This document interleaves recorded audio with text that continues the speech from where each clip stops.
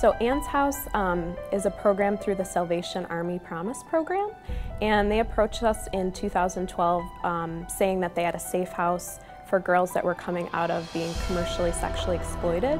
They thought that they would be dealing with Eastern European girls who had been trafficked throughout Eastern Europe. But what they found is the problem right in our own backyard, that we have plenty of young girls who are being sexually trafficked in neighborhoods that are right next to ours. A lot of the girls that are in commercial sexual exploitation don't have a great chance of making it. I just recently read a statistic that said that they have about a 7-year life expectancy, and so through our partnership with the Salvation Army Promise program, we're able to give these girls a real chance at life. I had worked with women who had suffered a great deal of abuse and many who were alcoholic and addicted to drugs. So I thought I knew what it would be like to work with these girls, but I was completely wrong. What keeps a girl kind of in the lifestyle is that they do form a bond with the man that is exploiting them, and a lot of the girls think that this is their boyfriend. They feel a certain connection with him. Sometimes they'll buy them really nice clothes or things like that to kind of keep them engaged and keep them wanting to continue to go out and trade sex for money to make them money. And then they'll be mean, so it's kind of these contrasting periods of being treating them poorly, abusing them, and then treating them really nicely.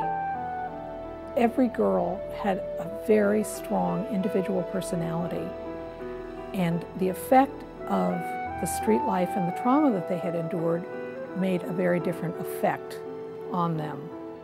So one of the girls was talking about one of the men going out and buying her Mr. Pibb and Flamin' Hots, and that was really him showing that he loved her because those were her favorite things. And so, you know, some of these men will go out and spend $2, $3, and the girls will feel really loved because they just haven't necessarily had people in their lives that are providing for them or giving them the things that they need, and they really feel like they have this connection with this man and he makes them feel special.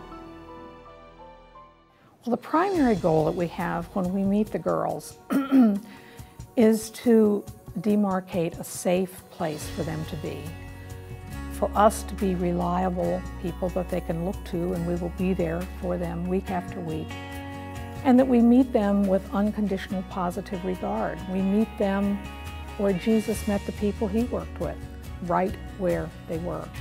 I'm working with one of the girls from Anne's House who is monolingual in Spanish. Given that, I was of course matched with her, and because we share cultural and language.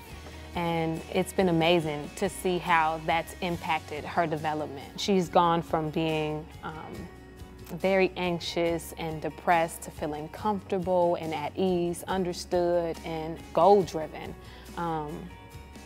Interestingly enough, she was talking about how she wants to be a therapist, and so she can first foresee a very positive future working towards helping girls who are in a similar situation as her. And that's just beautiful.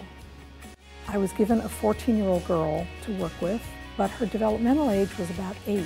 And what she did surprised me a great deal. She drew a picture of the drinking gourd, or of the Big Dipper, and where each of the stars is, she wrote beside it a quality that she wanted to develop in herself.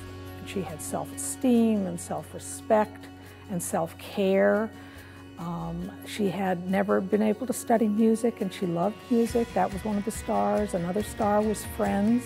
So one of the girls that I see at Anne's house, I was meeting with her the other day, and she showed me her grades, which were all A's and B's, and she was really excited and proud of herself. And I asked her, what do you think kind of helped you to get to this place? And she said, well, you know, I don't have to take care of everyone anymore. I don't have to take care of my brothers and sisters. I don't have to figure out how to take care of myself and what I'm going to eat. And she just, you know, is able to be a kid now and able to kind of focus on school and the things that kids should be doing.